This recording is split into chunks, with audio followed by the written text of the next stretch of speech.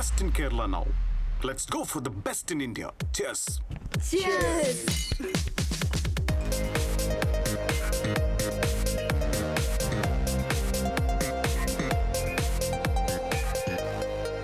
Erin, please come.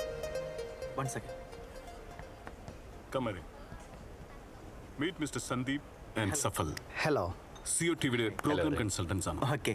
CO ടിവിയുടെ പ്രോഗ്രാമിൽ ഏറ്റവും ട്രെൻഡിങ് ആയിട്ടുള്ളത് നിങ്ങളുടെ സോങ് ആണ്. Really? ഇവർക്ക് നിങ്ങളുമായി ഒരു കോൺട്രാക്ട് സൈൻ ചെയ്യാൻ താല്പര്യമുണ്ട്. Wow. യെസ് ഇനിയെല്ലാം ഞാൻ ഏറ്റു.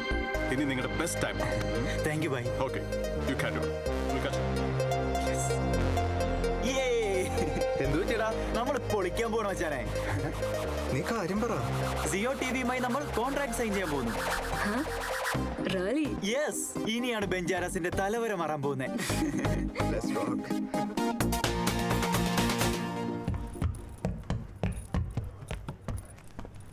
എന്താ ബ്രോ?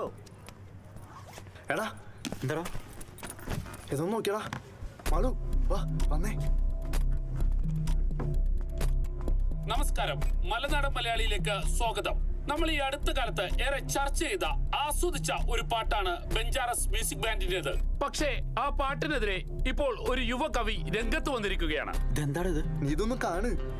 ബെഞ്ചാറസ് മ്യൂസിക് ബാൻഡിന്റെ വൈറലായ പാട്ടിനെതിരെ മുണ്ടൂർക്കര സുനേഷ് എന്ന യുവകവി രംഗത്ത് വന്നിരിക്കുകയാണ്.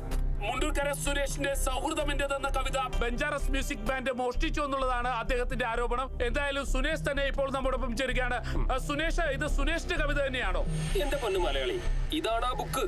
ഈ കവിത എടുക്കുമ്പോൾ എന്നോട് ചോദിക്കുക എന്നൊരു മാന്യതയെങ്കിലും ആ കുട്ടികൾക്ക് വേണ്ടേ? കുട്ടികളല്ലേ, ചോദിച്ചാൽ ഞാൻ കൊടുക്കില്ലേ? എന്റെ പേര് വെച്ചില്ല എന്നുള്ളത് കുഴപ്പമില്ല, എന്നോട് ചോദിക്കുകയെങ്കിലും വേണ്ടേ? ഇതിന് ഉത്തരം തന്നേ പറ്റൂ. സുരേഷിനോട് ഒരു ഘട്ടത്തിൽ പോലും അവർ ചോദിച്ചിട്ടില്ല. എന്നോട് ചോദിച്ചിട്ടില്ല. അത് തന്നെയാണ് ചോദിച്ചാൽ ഞാൻ കൊടുക്കില്ലേ? മനസ്സിലാക്കാൻ കഴിയുന്നത്. എന്തായാലും സുരേഷിനോട് അവർ ചോദിച്ചിട്ടില്ല. അതുകൊണ്ട് തന്നെ സുരേഷ് ഇതിനെ നിയമപരമായി നേരിടുമെന്ന് തന്നെയാണ് നമുക്ക് മനസ്സിലാക്കാൻ കഴിയുന്നത്. ഇനിയിപ്പോ എന്താ ചെയ്യാ? ഇനിയിപ്പോ എന്ത് ചെയ്യാൻ? നിനക്ക് വേറെ കവിത ഒന്നും കിട്ടില്ല മാളു. ഇതിപ്പോ എന്റെ കുറ്റായോ? ഞാൻ വേണ്ടാന്ന് പറഞ്ഞപ്പോ നിങ്ങളല്ലേ പറഞ്ഞു? ഒന്ന് നിർത്തോ നിങ്ങള്. ഇയാളല്ലേ ഇപ്പൊ പറഞ്ഞ 2 വർഷം മുമ്പാണ് ഇതെന്ന്. അതെ, പക്ഷെ അതിവിടെ കുറെ കാലമായിട്ടുള്ളതല്ലേ. ആ, ഞാൻ പഠിച്ചിരുന്നതിന് 3 കൊല്ലം മുമ്പ്. ഫ്രോഡ്. എടാ അതെ, നമുക്ക് ഈ കവിതയുടെ ഫോട്ടോ ഒഫീഷ്യൽ പേജിൽ പോസ്റ്റ് ചെയ്താലോ? എന്നിട്ട് എന്താ കാര്യം? അത് അവിടെ എഴുതിയത് അവനാണെന്ന് പറയും. അവിടെ എഴുതിയതിന് സാക്ഷികൾ വരെ അവനുണ്ടാക്കും. അവന്റെ സംസാരം കേട്ടാൽ അറിയാം അവനൊരു ബിഗ് ടൈം ഫ്രോഡാണെന്നുള്ളത്. ഒരു ഐഡിയ പറ ബായ്. നിങ്ങൾ പറയുന്നത് പോലെ ഇത് എഴുതിയത് മറ്റൊരാളാണെങ്കിൽ ആ ആളെ നിങ്ങൾ കണ്ടുപിടിക്കണം. അയാൾ ഇത് നിങ്ങൾക്ക് തന്നതാണെന്ന് പറയുകയും വേണം. പക്ഷേ One second.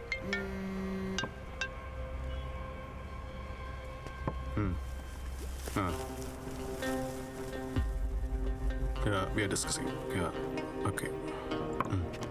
സിഒ ടിവിയിൽ നിന്ന് സന്ദീപാണ് വിളിച്ചത്. അവർക്ക് ഇന്റഗ്രിറ്റി വളരെ ഇമ്പോർട്ടൻ്റ് ആണ്. അപ്പൊ കോൺട്രാക്ട്? എനിക്ക് പറയാൻ കഴിയുന്നതിന് ഒരു ലിമിറ്റ് ഉണ്ട്. അത് ക്യാൻസലായി എന്നല്ല, നിങ്ങൾക്ക് ഒരാഴ്ചക്കുള്ളിൽ അയാളെ കണ്ടുപിടിക്കാൻ പറ്റുമെങ്കിൽ ബാക്കി ഞാൻ ഏറ്റു. ഓക്കെ, എന്നാ ശരി.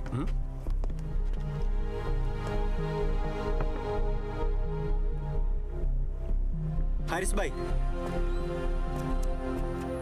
ഇനി അവരെയും കൊണ്ടേ ഞങ്ങൾ ബൈ എടുത്ത് വരും. മെറീൻ, നീ ഇത് എങ്ങനെ കണ്ടുപിടിക്കാനാ? വേറെന്താ വഴി പറ.